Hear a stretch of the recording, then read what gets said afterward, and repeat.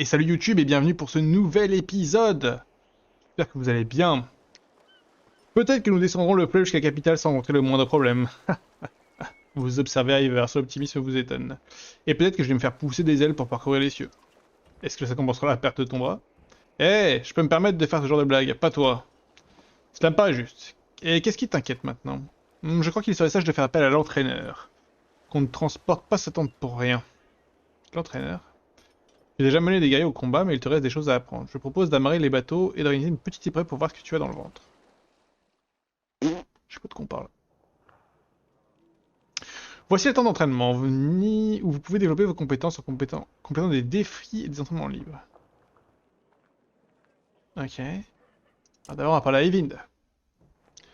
Pendant un long moment, vous observez Eyvind, l'apprenti de Juno que vous avez retrouvé à moitié mort à Ridgehorn, tandis qu'il effectue des mouvements complexes avec son bâton afin de réparer une armure. Pas mal pour les festivals, hein.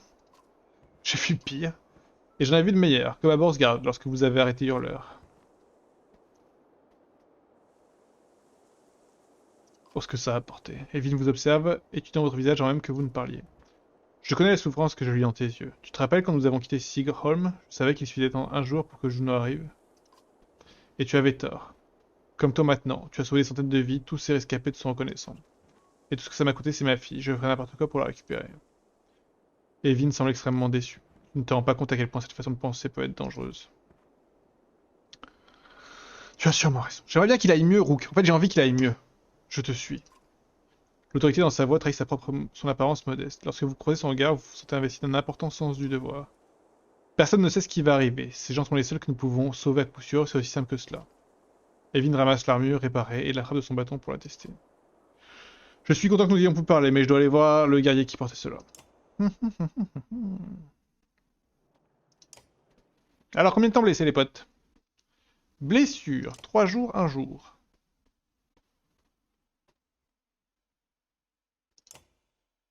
Bien. Je propose qu'on se repose 1 jour. Alors, bien. Viens par là que je te regarde un peu, déclare Sven, l'instructeur. Après un examen rapide, il dit ouais, on dirait que tu as un ou deux trucs à apprendre. J'ai 5 défis à te proposer. Si tu parviens à les relever avant d'arriver à Aberrant, eh bien je te dirai à tout le monde que je suis impressionné. Ah, Sven éclate de rire. Commençons par les bases, réfléchis bien à ce qu'il dit. Tu te sens taille? Tout à fait. Dans ce cas, on commence. Ok.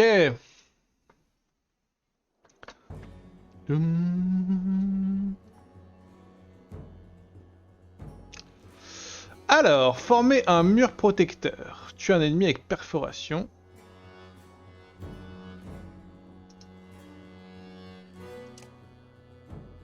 Perforation, c'est quoi?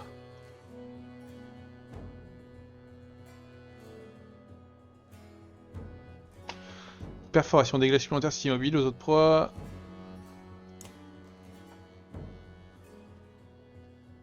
Ouais. Ok, ok.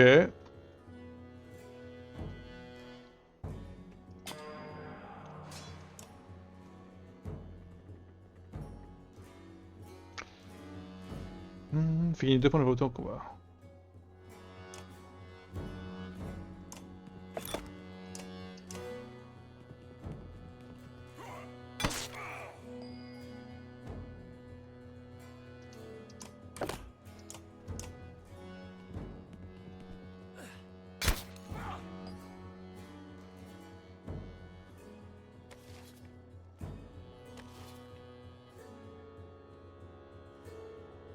J'ai fait un mauvais choix.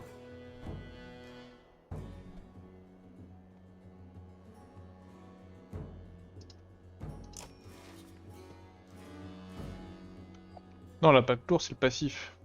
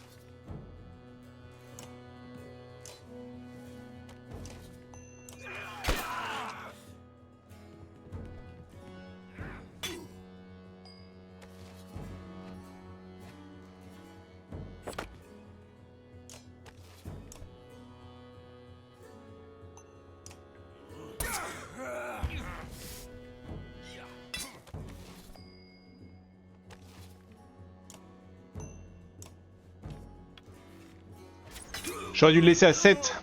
J'ai merdé.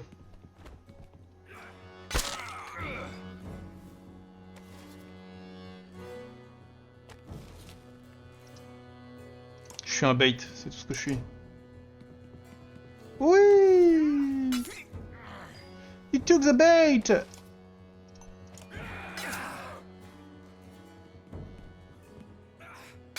Oh bah là, c'est régalade là. Tout le monde, non?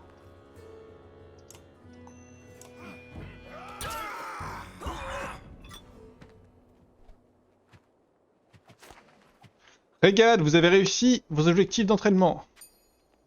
Mur protecteur, perforation, impact lourd. Ok.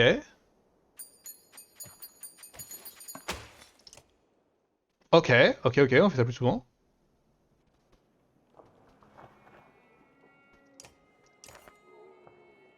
Ok, t'as un nouveau défi pour moi? Qu'est-ce que tu vas m'enseigner? Même les enfants ont appris à ne pas se blesser eux-mêmes, affirme seul. Montre-moi ce que tu sais faire, que tu sais marquer une proie. Réfléchis bien à ce qu'il dit. Ok.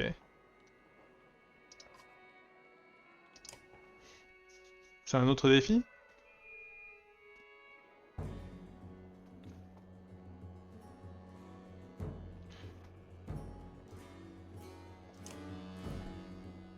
Ok.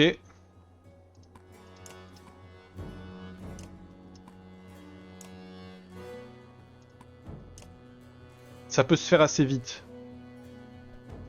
Faut juste que je sois pas trop une quiche. Non, en vrai, attendez. En vrai, si je fais ça...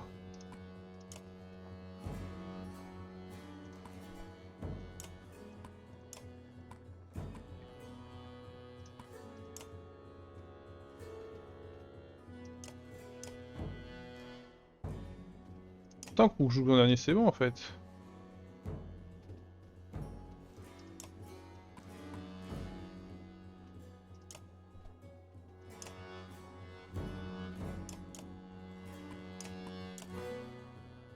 Truc comme ça? Ouais, truc comme ça.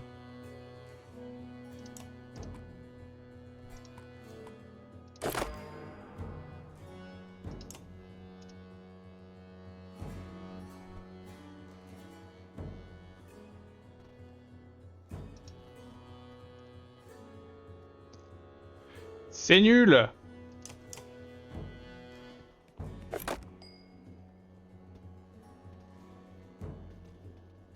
C'est mieux.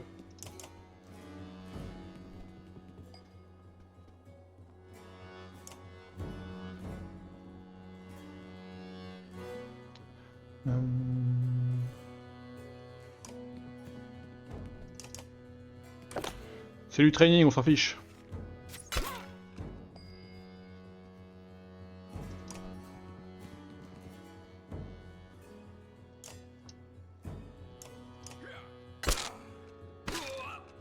Aïe!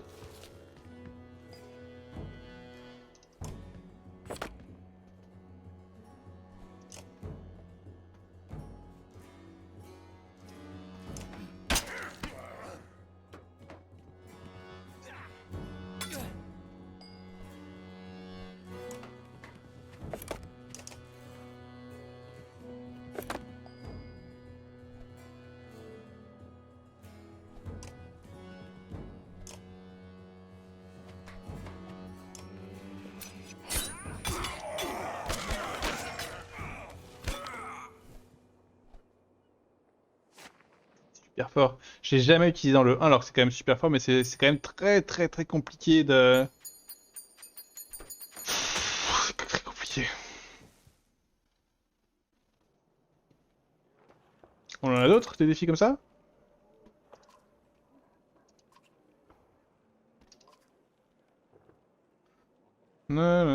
Prends le temps d'assimiler une dernière leçon. Ok, ça marche. Bah, merci pour les points.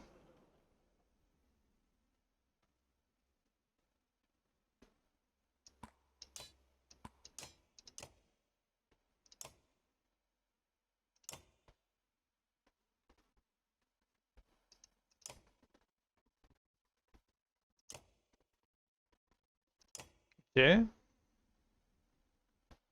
Bon, c'est clairement la tempête.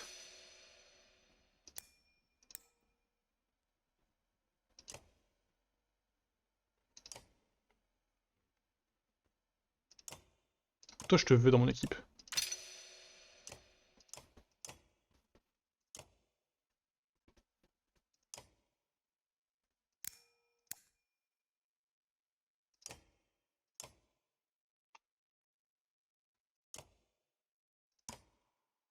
Si cher, hein.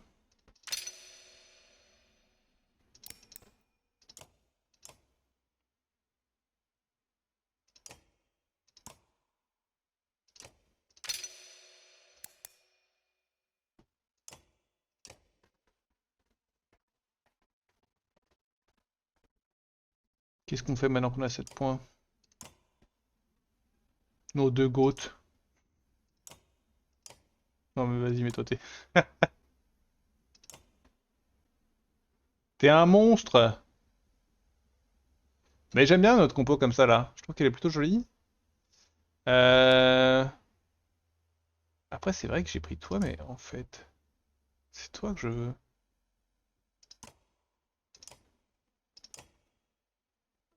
C'est parce que tes compétences en palais, je m'en fous un peu. Alors que ça, j'adore quoi. C'est lui le plus fort des deux?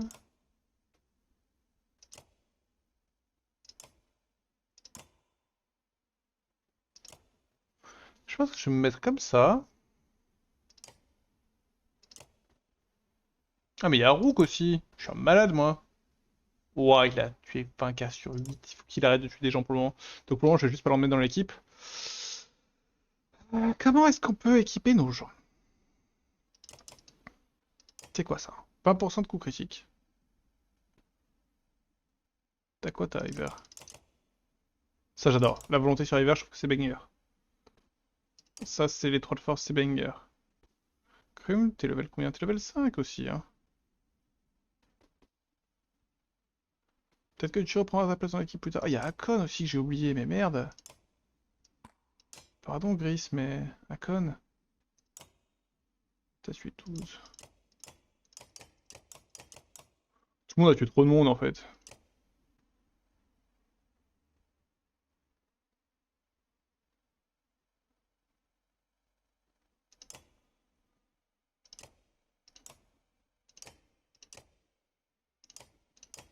Toi t'es déjà trop forte. Mais tellement utile en combat. Toi je sais même pas ce que c'est que tes compétences.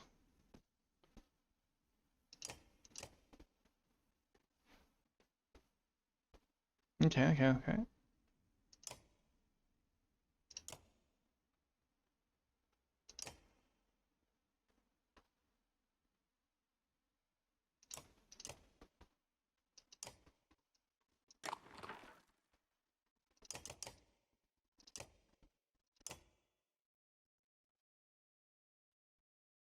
Pour le moment ça va être ça. De toute façon on a pas assez de renommée. C'est le problème de notre vie.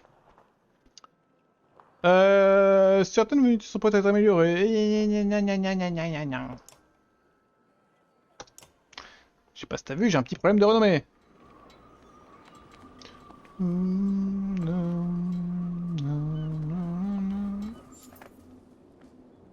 Vous observez la nourriture récemment rangée dans les charrettes de vivres. D'où est-ce que cela vient? Demandez Vaudolef. Désormais, les membres du clan font leur possible pour apporter leur aide exceptionnelle.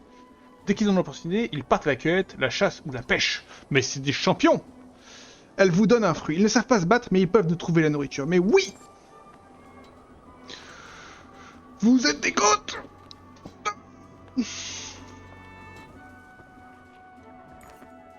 Un Varl et des adultes visiblement désespérés se tiennent sur la berge. Ils vous font signe de la main, vous avez sans doute la même expression lorsque vous approchez d'Iver. Ils semblent affamés, mais pouvons-nous leur faire confiance? Ok.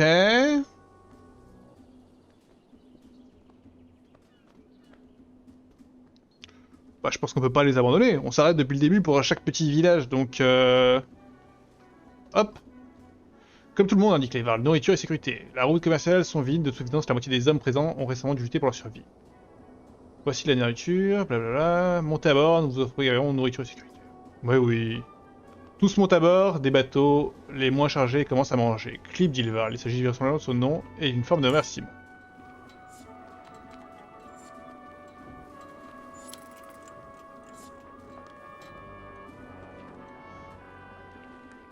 Pour le moment, on est plutôt tranquille. Hop. Blablabla, alors attendez. Qu'est-ce que vous me racontez?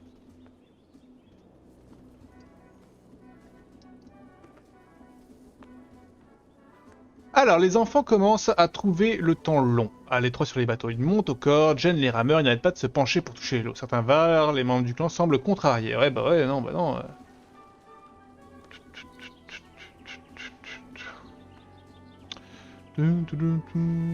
Alors, rappelez tout le monde que ce sera bientôt fini, ne rien dire. Bon, on peut rien dire. Qu'avez vos enfants à vos côtés, nous sommes en guerre jusqu'à Aberrant.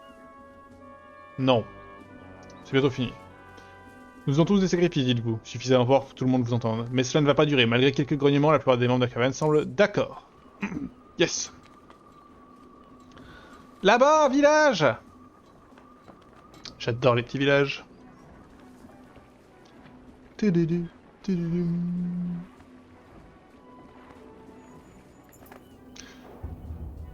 Ouh, stylé. Tout le monde se retourne en entendant des hurlements dans l'arrière. Vos embarcations de fortune sont tout sauf parfaites. L'un des bateaux prend rapidement l'eau. Il y a des dredges sur la berge et tous les autres bateaux sont presque pleins. Vous réfléchissez aux différentes options qui s'offrent à vous. Tracter le bateau sur la berge pour le réparer, envoyer les naufragés sur d'autres bateaux, vider un bateau chargé de vivres pour y renvoyer les naufragés, demander des conseils aux fabricants de bateaux.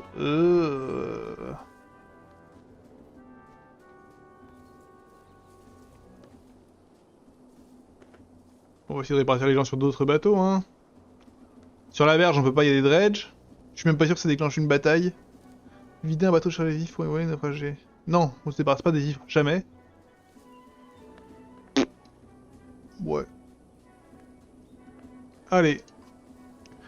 Plusieurs bateaux viennent de placer à côté de l'embarcation qui coule afin de recueillir les naufragés. Le bois grince et la coque s'enfonce un peu plus dans l'eau, mais tous les bateaux se maintiennent à flot. Une mère embrasse son fils et vous remercie d'un geste de la main.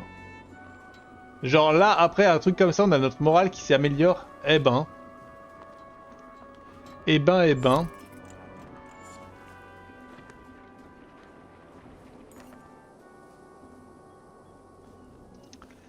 Tout le monde remarque qu'un village en proie aux flammes. Les bateaux commencent à ralentir. Je ne pense pas que nos coquilles de noix pourront accueillir d'autres passagers, indique Ivan. Vous sentez le regard du gouverneur, lequel hoche lentement la tête.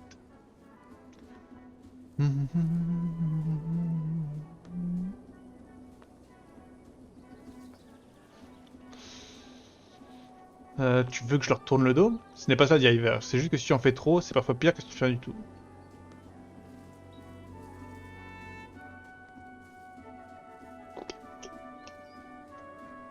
Un var, les deux pélos, je les aide, un village entier qui est en train de brûler. J'écoute Iver. Les autres bateaux vous suivent, presque tout le monde détourne son regard du village. Ruga semble impressionné. J'ai impressionné Ruga! Let's go! Glanage des membres du clan plus 25. Donc ça c'est les vivres? La caravane trouve un grand nombre de noisetiers, l'endroit idéal pour se dégourdir les jambes et récupérer des vivres. Une fois à terre, les enfants rient et en frappant une balle de haillons enveloppé de cuir. Vous remarquez un var à l'oreille de la carrière, il observe silencieusement les bois. Il observe un dredge esselé en train de traquer un écureuil. Il a peut-être des centaines dans la forêt. Bien qu'il murmure, le varl part suffisamment fort pour effrayer l'écureuil et alerter le soldat. Il vous regarde, vous et le varl, avant de reculer lentement.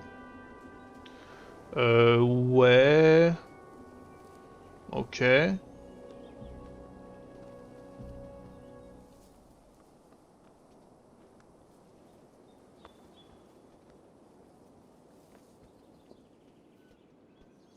Pour l'instant, il est seul.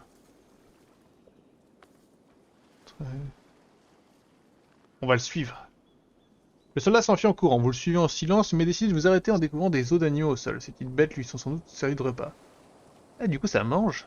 Près des caresses, vous trouvez une petite statue de dragon. Cette vision vous glace le sang et vous voulez absolument vous en éloigner. Prendre la statue.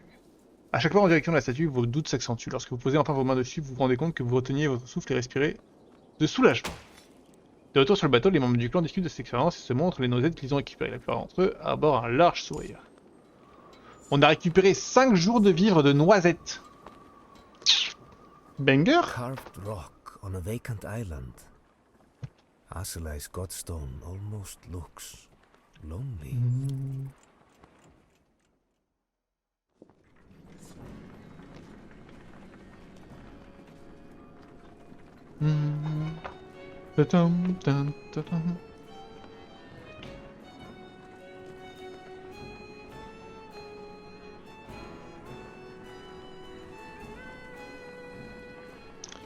Bon, pas besoin que tout le monde descende hein, du bateau. Là,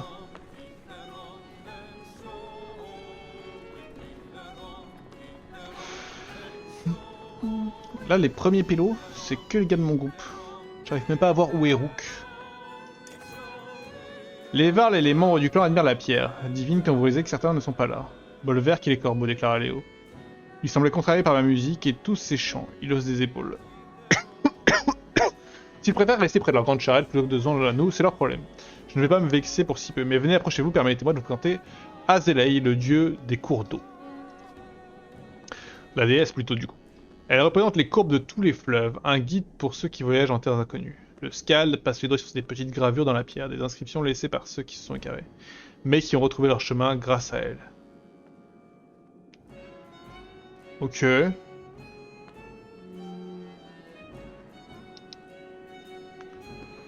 Bah vas-y, dis-moi plus, hein.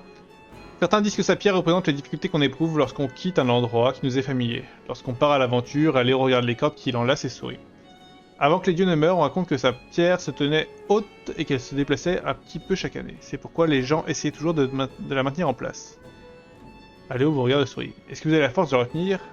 Ou un présent pour l'en persuader? Ah vas-y, hein, j'essaye. Vous empoignez l'une des cordes les plus épaisses et commencez à tirer. La tentative est aussi vaine que prévue. La pierre divine d'Azelei ne bouge pas dans les miettes. Soudain, Hakon et Iver s'approchent pour vous faire profiter de leur force colossale. D'autres se joignent à vous, mais la corde se casse d'un coup net. Tout le monde s'écroule et forme un pyramide humaine des plus risibles. Vous retournez auprès des membres du clan et apercevez une femme aux vêtements déchirés sortir de votre tente. Elle se joint aux autres tandis que vous allez inspecter votre tente. Ne remarquant rien de suspect, vous décidez de ne pas la rechercher.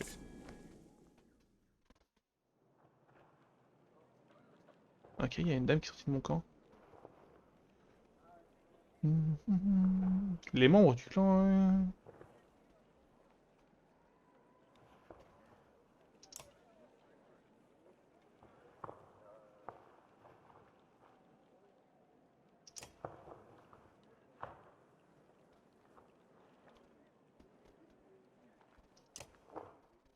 Ok.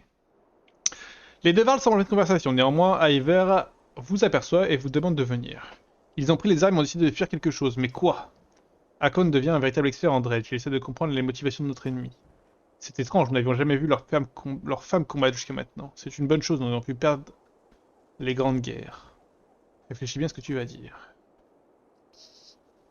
Ouais. Un gros tas de cadavres entre dans les deux camps. Imagine-toi être réveillé chaque soir par un assaut de dredge. À cette époque, le soleil se couchait encore. Un bruit quelconque venait nous réveiller. C'est vrai qu'il fait jamais nuit dans ce jeu. Et vous ne voyez rien à part des yeux brillants dans le noir tout autour de vous. Ingbert a probablement dit, nous étions loin de les avoir poussés dans les profondeurs qui leur servent de demeure. À vrai dire, Ivar ne parle pas beaucoup du passé. Oh. Ivar ne dit rien, elle se contente de soutenir le regard d'Hakon. Eh bien, une vie entière ne suffirait pas à entendre toutes ces histoires.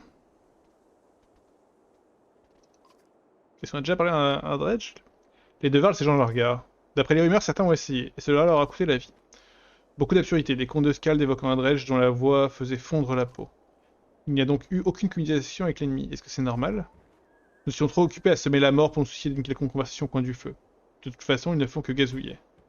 Si quelqu'un leur a parlé, c'est sûrement le Valka. Bon courage à toi si tu espères obtenir une réponse claire. Juno dit que les ténèbres arrivent. Cependant, il y a une grande différence entre ce que les Valka disent et ce qu'ils pensent. Ils parlent par énigmes et prophéties. Certes, mais peut-être que cela expliquerait pourquoi il y a des dredges partout. Peut-être que quelqu'un a mis un coup de pied dans la fourmilière. Ça, on l'a déjà dit dans le 1. Je ne sais pas ce qui nous tombe dessus, mais peut-être qu'ils ont été les premières victimes. Qu'est-ce que je lis, bordel? Peut-être que c'est une nouvelle tactique de guerre. S'ils ont appris à fissurer le sol et à invoquer un serpent géant, dans ce cas, nous sommes tous morts, mais nous ne le savons pas encore. Je vais vous laisser trouver une solution. Les membres du clan s'interrogent sur le fait que nous tuions femmes et enfants, qu'ils soient dredge ou non. Tout le monde n'est pas d'accord, c'est peut-être mieux comme ça. Si ça se joue entre eux et nous, il faut tout faire pour survivre. Ce qui m'embête le plus, c'est que tu as décidé de détruire le pont d'Einartoft. Ah, arrêtez! Pas la peine d'insister, Hakon, c'est la meilleure décision possible à l'époque. Détruire un pont dans la fabrication a coûté la vie à des milliers de Varls. Heureusement que tu as des cornes, Ingvar. On pourrait tout prendre avec un humain un peu grand.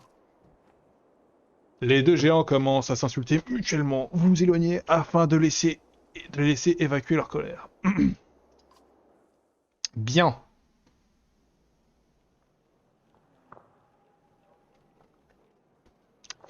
Alors, le nombre de membres du clan est affiché ici. Si votre caravane est attaquée, blablabla. En gros, ils me disent... Bien, bien, là, je te parle un peu, déclara Sven l'instructeur. L'instructeur regarde à vous, il observe de jeunes gens avides d'apprendre à se battre. Tu veux enseigner le combat aux jeunes, songe Sven? Ils n'iront plus chasser ou chercher de la nourriture. Si on a conscience, tu crois vraiment que c'est une bonne idée? Nous avons besoin de protection. Sven souffle tout l'air de ses poumons. Dans ce cas, allons-y. Combien de combattants as-tu?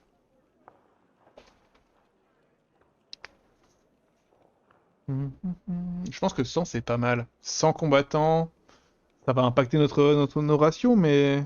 Donc ils mangent plus et on récolte moins de bouffe. Ça veut dire que nos supplies non seulement vont descendre, et qu'on va en récupérer moins vite. Qu'est-ce qu'on en pense? Personne n'a un avis dans le chat? Je pense que 100 c'est bien. On a assez de nourriture et d'eau pour 1 jour et demi. Devant le Sven, c'est le temps qu'il me faut pour leur apprendre à tenir bon en cas de problème. Ce sera fait si Sven traverse ses dents manquantes. Et un petit jour de repos. Voilà. On a même 17 points de renommée. Tiens, quand ça fait qu'on attend?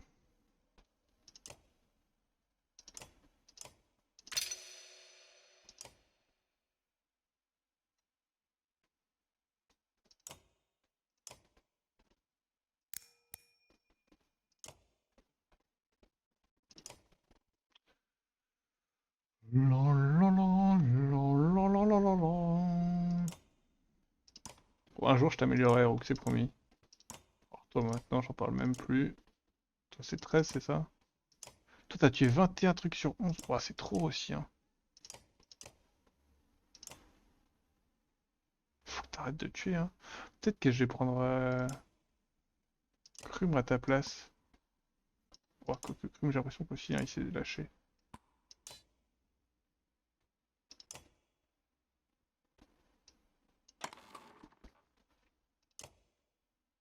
Qu'est-ce que t'as comme objet, toi, Con? Plus de armure, c'est bien de armure. Je me vois mal l'enlever. C'est bien 3 d'armure.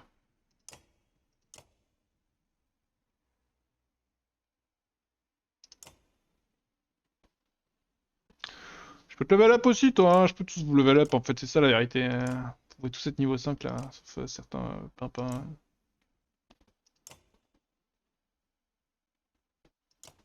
L'idéal, c'est vrai que tout le monde arrive à au moins 10 victimes.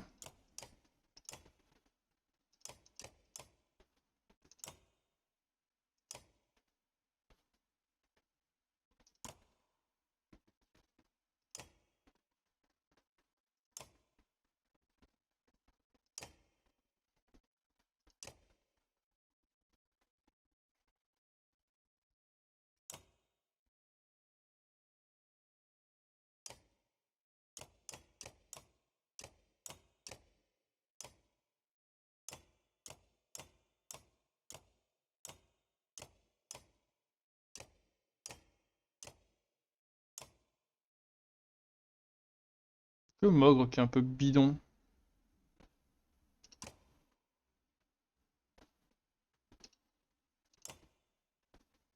En fait, le truc, c'est que pour le moment, mon équipe est énorme. Et mon équipe va pas rester comme ça infiniment, faut être réaliste. Du coup, j'ai peur d'améliorer des gens, j'ai peur de... Je vais garder mes points de renommée. Allez, on repart. Non.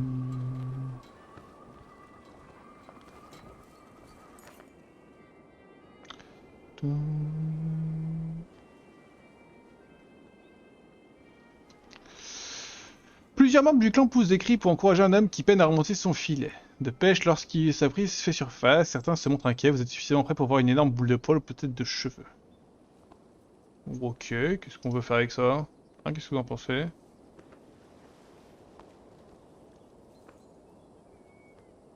On va essayer de tuer la bestiole, non? Bestiole? On tire une flèche. Votre flèche est facile avant que le pêcheur n'ait remonté sa prise. Sous le dit sur votre présence d'esprit. Je ne sais pas ce qu'il y avait là-dedans, mais il ne devrait pas vous poser de problème. C'est ce qu'il en est à vous. Un ourson, hurle l'homme qui tire les filets. Il est mort depuis longtemps. Qu'est-ce que ça veut dire? Les superstitions commencent à se répandre sur les bateaux. Nombreux sont ceux qui écarquillent les yeux en entendant parler de peste ou de famine. Vous apercevez Bolvec à la proue de son bateau, il observe l'ourson et rumine encore plus qu'à l'accoutumée. Oh non, on a perdu du moral. Non. Une brise froide souffle sur l'eau et vient s'engouffrer dans votre cape. Vous retournez pour bloquer le vent et sentez quelque chose contre votre hanche. Vous palpez à cet endroit et vous découvrez un objet dont vous n'avez aucun souvenir. C'est quoi? C'est quoi? C'est quoi? C'est quoi cet objet?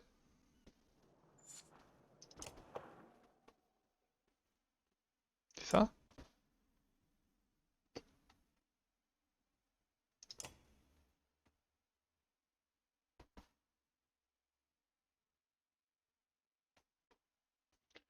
Ok, plus de volonté, plus de force. T'as quoi toi?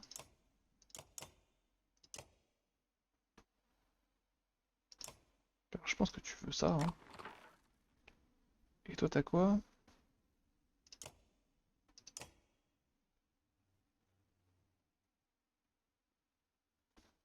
T'es bien comme ça.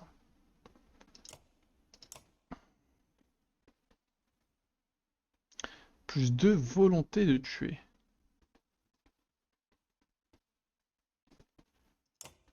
Pour le moment ça va. Le moral est ok, si on sent que le moral descend trop, on se reposera. Non, non, non, non, non.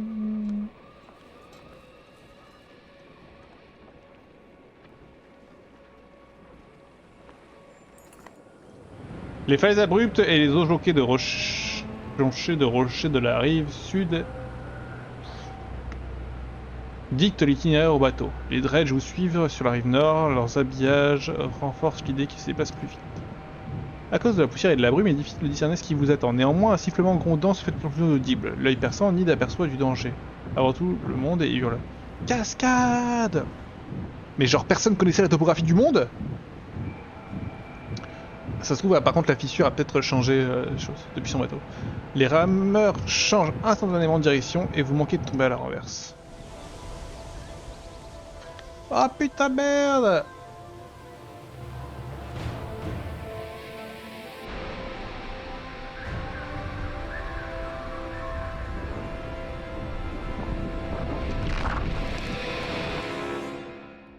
Bah ouais, c'est la merde.